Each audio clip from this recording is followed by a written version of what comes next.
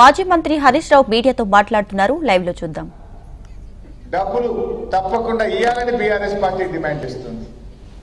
ఎకరంలో భూమి ఉన్న వాళ్ళందరినీ కూడా ఎస్సీ ఎస్టీ గిరిజనులే ఉంటారు కనుక వారికి కూడా వ్యవసాయ కూలీలకు ఇస్తామన్న డబ్బును కోతలు లేకుండా ఇవ్వాలని కూడా బీఆర్ఎస్ పార్టీ ఈరోజు డిమాండ్ చేస్తుంది.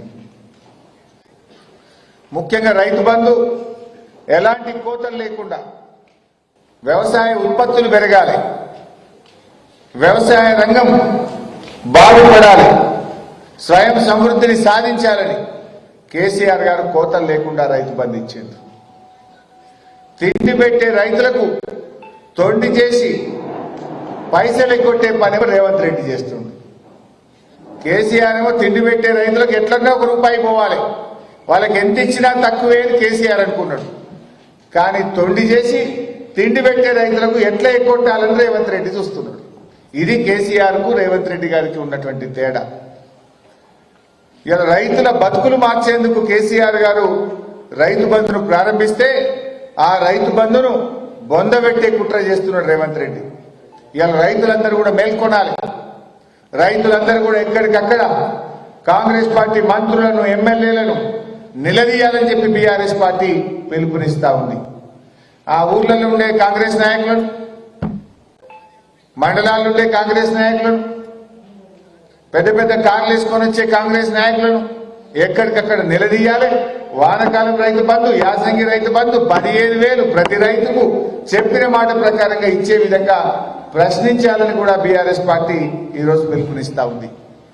ఎందుకంటే కేసీఆర్ గారు 2 ఏళ్లు కరోనా వచ్చిన రైతు బంధు ఆపలే కదా.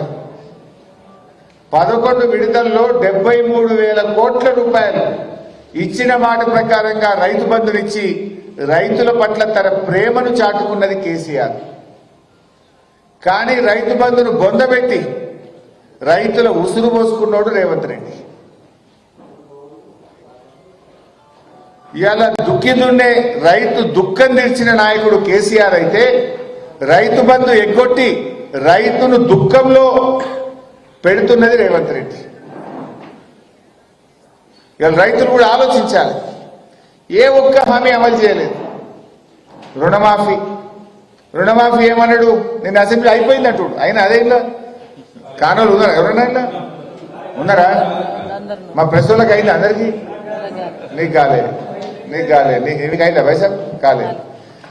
మీకు కానోళ్ళు ఉన్నారు ఎయిట్ ప్రెస్లా? మీకు కూడా కాలేదు. నేనేమన్నాడు, అసెంబ్లీ అయిపోయింది రుణమాఫీ అంటుడు. అయ్యేపోయింది అంటుండే.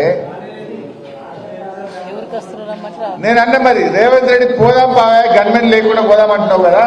మరి మా మెదక్కు ఇప్పుడు 25 తారీఖు నాడు మెదక్కి వస్తుండు. రేపు ముఖ్యమంత్రి గారికి నేను స్వాగతం పలుకుతున్నా. సరే, అమ్మవారి మీద ఒట్టు పెట్టినావు, మాట తప్పినావు. మెదక్ చర్చి మీద ఒట్టు పెట్టినావు, మాట తప్పినావు. ప్రాయశ్చిత్తం చేసుకో. అమ్మవారు చాలా పవర్ఫుల్, ఏడుపాయల అమ్మవారు. ఆ ఏడుపాయల అమ్మవారి దగ్గర ముక్కు నేలకు రాసి చెంపలేసుకుని, అమ్మవారు నీ మీద ఒట్టు పెట్టి మాట తప్పినా నన్ను క్షమించు అని ఆ అమ్మవారిని వేడుకో. మెదక్ చర్చ్ ఘనమైన చర్చ్, ఏషియాలోనే 2వ పెద్ద చర్చ్. ఆ యేసుక్రీస్తు మీద ఒట్టు పెట్టి మాట తప్పినవు, ఆడ కూడా ప్రాయశ్చిత్తం చేసుకో యేసుక్రీస్తు దగ్గర.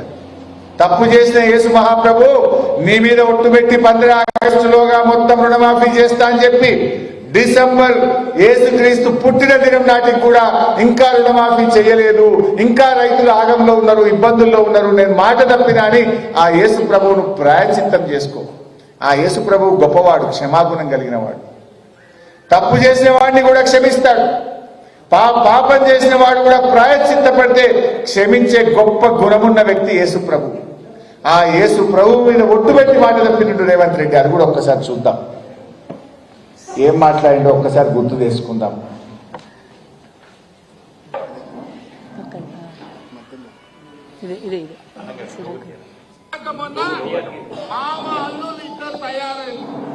రైతులు మాకు చేస్తామని నేను ఈ వేదిక మీద నుంచి తెలంగాణ రాష్ట్ర రైతాంగానికి మెదకు చర్చి సాక్షిగా 7 రూపాయల